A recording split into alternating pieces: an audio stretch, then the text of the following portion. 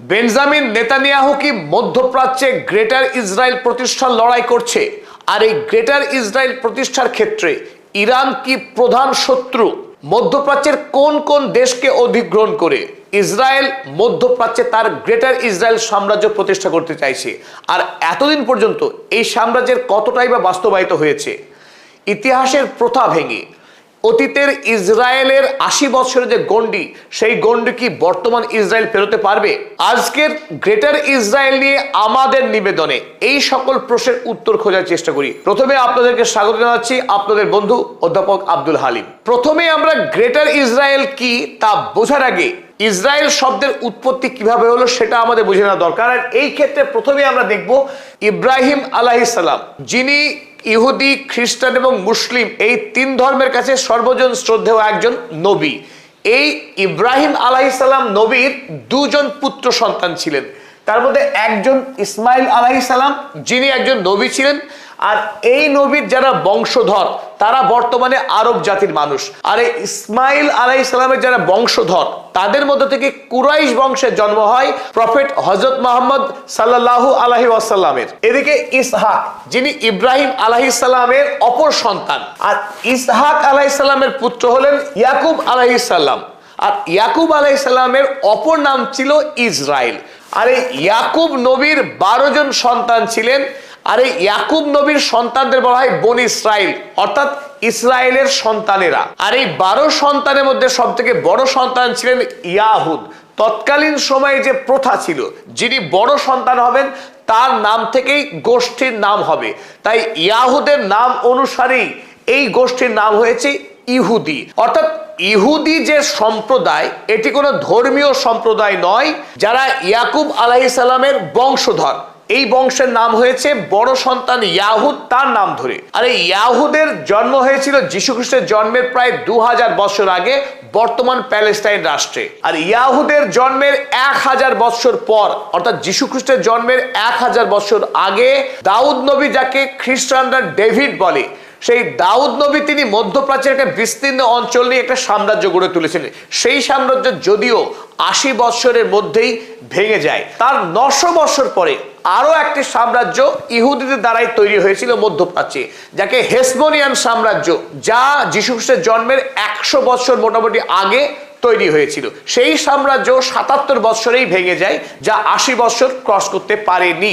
আর হেসবোনিয়ান সাম্রাজ্যের ধ্বংসের ২০০০ বছর পর নতুন করে এই আধুনিক পৃথিবীতে রাষ্ট্রসংঘের সহযোগিতায় আমেরিকা এবং ইংল্যান্ডের সহচর্যে প্যালেস্টাইনের মাটিতে নতুন করে আরো একবার ইসরায়েল রাষ্ট্রের প্রতিষ্ঠা হয়। যে ইসরায়েল রাষ্ট্রের রাজনৈতিক নেতারা, যাদের আদর্শ, যাদের পুঁজি জায়নবাদ, তারা নতুন করে এই আধুনিক পৃথিবীতে গোটা মধ্যপ্রাচ্য জুড়ে যেখানে একাধিক বর্তমান রাষ্ট্র গড়ে উঠেছে, সেখানকার স্থায়ী বসতি গড়ে উঠেছে, সেই সমস্ত বসতিকে খুন করে, গুম করে, সেই সমস্ত রাষ্ট্রের জমি বলপূর্বক দখল করে সেই ঐতিহাসিক সাম্রাজ্য, ইহুদি সাম্রাজ্য প্রতিষ্ঠার যে মিশন, সেই মিশনকেই বলা হয় গ্রেটার ইসরায়েল। আর এই গ্রেটার ইসরায়েল তৈরির জন্য বর্তমানে ইসরায়েল রাষ্ট্র সব রকম ভাবে লড়াই চালিয়ে যাচ্ছে। আর এই আধুনিক সময়ে ১৯৪৮ সালে রাষ্ট্র নির্মাণ হওয়ার পর নতুন করে জায়নবাদী যারা, তারা আরো বেশি আত্মপ্রত্যয়ী হয়ে ওঠে, আত্মবিশ্বাসী হয়ে ওঠে। ইউরোপ থেকে পালিয়ে এসে আরব দুনিয়াতে বিরাট এক সাম্রাজ্য গড়ে তোলার নেশা এবং স্বপ্নে তারা ধর্মশাস্ত্রকে ব্যবহার করা এক অনুপম পন্থা বার করে। আর ইহুদিদের ধর্মগ্রন্থ তোরার একটি চ্যাপ্টার বেরেশিট, যে বেরেশিটকে আমরা একইভাবে খ্রিস্টানদের ধর্মগ্রন্থ ওল্ড টেস্টামেন্ট, বাইবেলের ওল্ড টেস্টামেন্টের জেনেসিসের সঙ্গে হুবহু মিল পাই। অর্থাৎ যা জেনেসিস সেটাই আবার তোরার বেরেশিট। সেখানে একটি কথা রয়েছে যেখানে ঈশ্বর সরাসরি এই ইব্রাহিম আলাইহিস সালামের উদ্দেশ্যে একটি বাণী প্রকাশ করছেন। চলুন আমরা বাণীটা রেখে নিই। On that day the Lord made a covenant with Abram. ওই দিনে ইব্রাহিম আলাইহিস সালাম ঈশ্বরের সঙ্গে একটি চুক্তিপত্র করলেন।